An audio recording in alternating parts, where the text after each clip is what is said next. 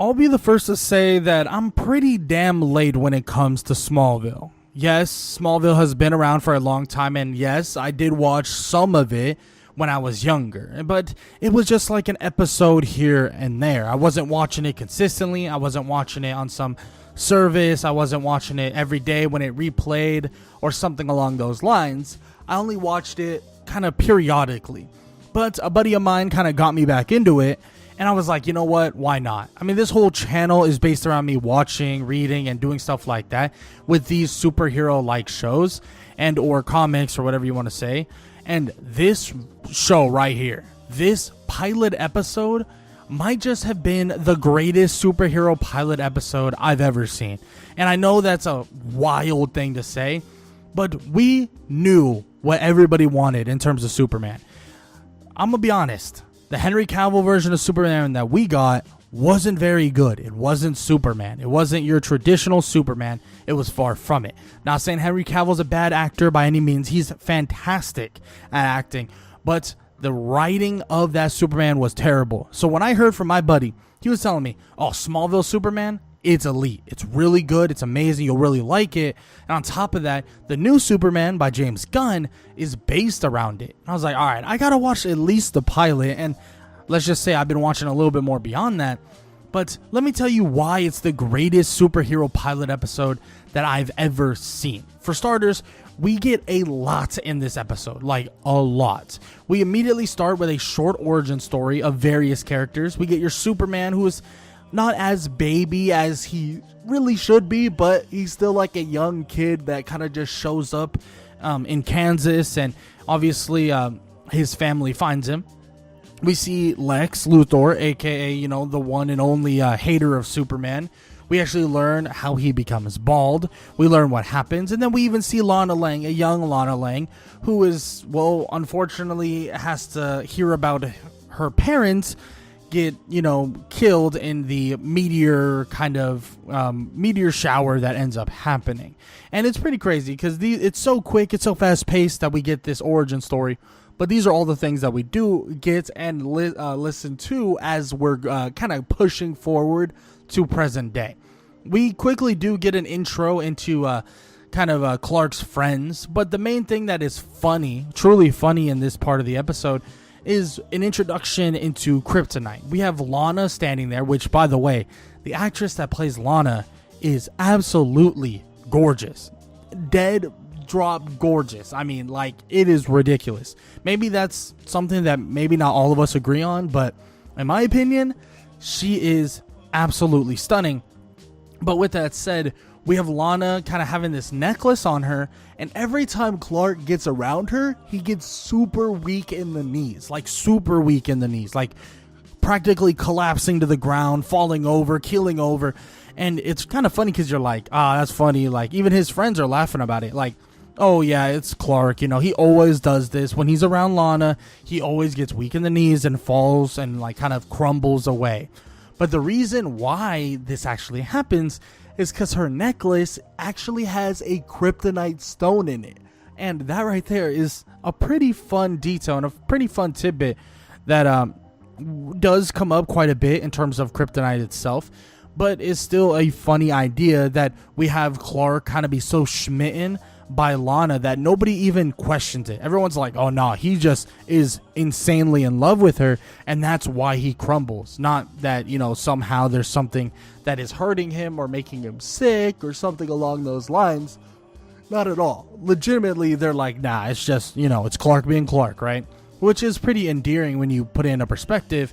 But Clark is next to not only Lana, but her stereotypical jock boyfriend, which, by the way, is annoying as hell. He's annoying as hell. And eventually you'll see that he's a piece of garbage as well. Like, straight up piece of garbage. But let's talk. I'm gonna, hold off on that, and we'll talk a little bit about how we get introduced into Lex Luthor here, where he actually crashes a car into Clark. Now, Lex doesn't know he crashed the car into Clark. He thought he did. He was like, there's no way that he got out of the way, like what happened? But he gets hit by the car, sent over the railing, and they both go crashing into the water below.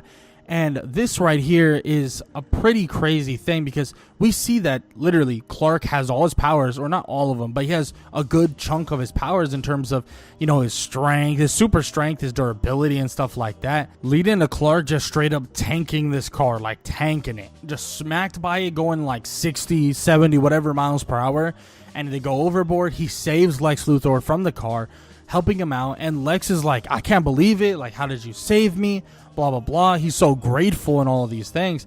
And he even says, like, I thought I hit you. Like, how did that happen? What happened? What did you do? But Clark would end up convincing him, like, no, you didn't hit me. Everything's good. I was able to save you. And luckily you're all safe and you're not hurt. And yeah, yada, yada, yada, which is all cool and all, you know, kind of interesting that he was able to get away with it. And it's not like everybody's gonna be kind of questioning these things. I mean, it's kind of an odd thing to question at the end of the day, but we do see some other stuff. We see him actually get like a legitimate car from Lex, like a straight on truck, like an actual truck from Lex Luthor, which is pretty interesting. I mean, he's rich. I mean, wealthy. So you would think, I mean, this is nothing to Lex, and Clark says the same thing, but obviously his father sees something in Lex that he's like, yeah, he's not good. Like, not good at all. So I want you to give this back to him. We're not going to take these handouts, blah, blah, blah. Like, we don't do the things we do for a reward or expecting a reward. And Clark is a little bit upset, and he basically says, like, flat out, like we're not normal. This isn't normal. Is this normal? And then he straight up puts his hand in like kind of like a tree cutter or like a cutter of some sorts that is that can basically shred things for the most part, and it does legitimately nothing to his arm. So obviously his dad is still kind of flinching about it, but Clark is borderline invulnerable. So it's one of those things, obviously showing that Superman, but it shows that maybe Lex is a friend right now, but there's a good chance Lex Luthor is going to become the Lex Luthor we all know pretty soon, or at least sooner rather than later. But that night, Clark actually would end up, you know, just hanging out, watching Lana and her stereotypical jock boyfriend chat and all that stuff, and he's just majorly simping. Honestly, kind of creepy, Clark, that you're looking out the window with a telescope watching Lana, but still, I get it. I can't blame him. She's absolutely stunning, absolutely gorgeous. So I get it. I understand it, right? Eventually, we are introduced to this episode's kind of villain, and every episode kind of has that feel, right? You get that villain, of course. I mean, this is like CW before CW. So every villain is going to have that, or every episode is going to have that villain, and it's known as the Scarecrow or Scarecrow, and it gets a lot worse than just the base value of what we see out of the Scarecrow, because let's just skip over a little bit. We basically learn how he turned into the Scarecrow, and it was by these like jocks, right? It was supposed to be some sort of prank, and all they do really, or I say all they do like it's not a big deal, but what they end up doing is they literally put him on like a stake or put him on like a cross, very similar to Jesus and all that. And it's pretty bad. I mean, in terms of a prank, it's practically the worst thing you could possibly do. I mean, it's borderline attempted murder, if not attempted murder. So it's pretty damn scary to think about that these high schoolers are doing that. Like, that is wild, and frankly, it's just ridiculously insane. And we know that all of these things kind of will eventually kind of add up, and all of these things will eventually lead us somewhere. And we do get some moments with Clark and Lana, and this Clark and Lana moment is a really awesome one. It's in a graveyard, and you even get this moment of Clark with like kind of an angel behind him, which makes it look like he's the angel, like, you know, because we know that Superman is kind of like that, right? He can fly, he can do stuff like that. So kind of like this homage to him being able to fly. That's like kind of the whole angel thing. They have a conversation. They talk like quite a bit. You can feel the chemistry between the two of them. But the thing is, Lana's boyfriend is currently watching all of this. And it's scary the way he's acting, because he actually sees Lana kiss Clark on the cheek. And maybe back then that wasn't that big of a deal. It was kind of like a friendly thing. But she does kiss Clark on the cheek, leading basically him or leading Clark to become the next Scarecrow, because he basically just gets kidnapped. They straight up kidnap him, throw him in the back of the truck. You might be wondering, I mean, how are they going to do that to Superman? He still has super strength. He's still strong, powerful, durable, has durability. It's because of the Kryptonite necklace. Yes, they put it on him, and they're like, oh, yeah, you like Lana so much. Well, you're going to have this to remember her by. And they throw him in the back of the truck with the kind of Kryptonite necklace on, and they tie him up to, like, the Scarecrow kind of thing. And it's crazy, because we see the original Scarecrow that is going to try to go get revenge very, like, menacingly at that. He's going to go to the dance and try to hurt a bunch of people. But not only that, I mean, he's literally hanging there with the necklace up. Like, there's no way he's getting out. I mean, there's a good chance that he would have died. He would have legitimately have died if the one and only Lex Luthor didn't actually end up finding him. And he wants to know, like, who the hell did this to you, Clark? Like, he wants to know right then and right there. He's like, I'm going to handle it. Like, I'm going to go handle. And honestly, it's kind of cool, because it's like, hey, this is a Lex Luthor that is in debt to you, right? This is a Lex Luthor that really believes that he's your friend. This is a good friend of yours. You saved my life. I'm going to do anything I possibly can so you make sure you're good, so you're safe. But Clark's like, no, it's nothing. And he ends up learning that little rock, that kryptonite, is actually the rock that's messing with him. Like, that is actually getting rid of his powers and making him feel extremely weak, making it feel like his skin is, like, boiling, all of these things. And he learns that, like, kind of in, like, a pretty quick succession of a sequence here. But he kind of runs off before Lex can actually even get any more information. And Lex is kind of, like, just standing there like, bro, like, what are you doing? Like, tell me who did this and I'll go handle it.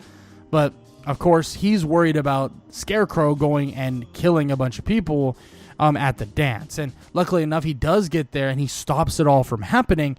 But before he even can enter the dance and say anything or do anything, he sees Lana and her boyfriend, the jerk, right, that tied him up, dancing and stuff like that. And he decides, you know what? I'm just going to go home. I'm not going to go. I'm not going to spoil this night for them. I'm not going to do anything. I'm just going to go home. And that's what he does. And that's very Superman. That's very Clark Kent, right? Being like, you just wronged me so heavily, but I'm just going to walk away. I'm going to be the better person. I'm going to walk away. And right there, I'm like, damn, that really is Superman. Like, you really are acting like Superman, which I find to be very, very cool. Very, very awesome. And we see this kind of occur, and he heads home, gets home, and we kind of get baited here because we see this dance scene between Clark and Lana, and I'm like, oh, this is so, yeah, this is great, right? This is awesome. I love Lana already. I think she's awesome. Obviously, I have a little bit of knowledge on what happens later in the series and stuff like that, so I'm sure there's push and pull on that, right, with the whole idea of really liking Lana. But it's just a daydream, right? Their little dance, like, that they end up doing is just a daydream. And it sucks because it's like, damn, that would have been really adorable. That would have been really wholesome. But Clark just watches Lana go home. And, in his own way, he thanks her for the dance, or at least for the moment that he had in his own head. Whatever you want to say, right? Something along those lines. But, of course, there's some things I left out of this kind of pilot. But overall, it hits a lot of things on the head, right? I didn't go through every single moment that happened, at least throughout the entire thing. There are some things that I most likely just left out just because I'm like, the video doesn't need to be like 30 minutes long. But at the end of the day, there's a lot of things that this episode itself hits right on the head and beautifully. I mean, we see aspects of Superman using his powers. We see his selflessness. We see, like the push and pull on the idea of keeping something from Lex Luthor, who objectively his father obviously knows is not an amazing person, but at the same time, Lex has not done anything wrong and has only done good things, at least at this moment, in the eyes of Clark. And we see a really good kind of introduction into Lana, what she is as a person, how she is as a person, and why Clark is probably just straight up head over heels for her. And on top of that, I think this version of Clark is a really good Superman. I think this version of Superman is a really good Superman. And just off the first episode, I can say that. Obviously, I have continued watching. I won't say anything past this episode, but I will say flat out, this is a great version of Clark. great version of Lex. I think it's awesome, the idea that they are friends to start off with, but you get those hints, those little tiny tidbits of hints that Lex ain't the best person in the world. And on top of that, there's a good chance that this little friendship goes haywire. And that might be a conversation I talk about, or a video topic I talk about in the near future. But with that said, I would love to hear what you guys have to say about Smallville's pilot episode. What do you think about it? I absolutely loved it, especially if you're something that came out so long ago. I mean, I believe it came out in 03. You can correct me if I'm wrong. Feel free in the comment section. Correct me if I'm wrong. But it's been like 20 years, I think, right? Or something like that since the Smallville has came out. And it holds up to the test of time. I think it's amazing. I think it's fantastic. And it really is CW before CW when you put it into perspective, because of the drama and stuff like that. It's not your typical superhero kind of genre of a show, because it's not like it completely gets rid of drama. It's just only superhero. It has drama. It has relationship drama. It has friendship drama, which is always good, always amazing to see. And I honestly do like stuff like that in shows like this, in superhero shows, because guess what?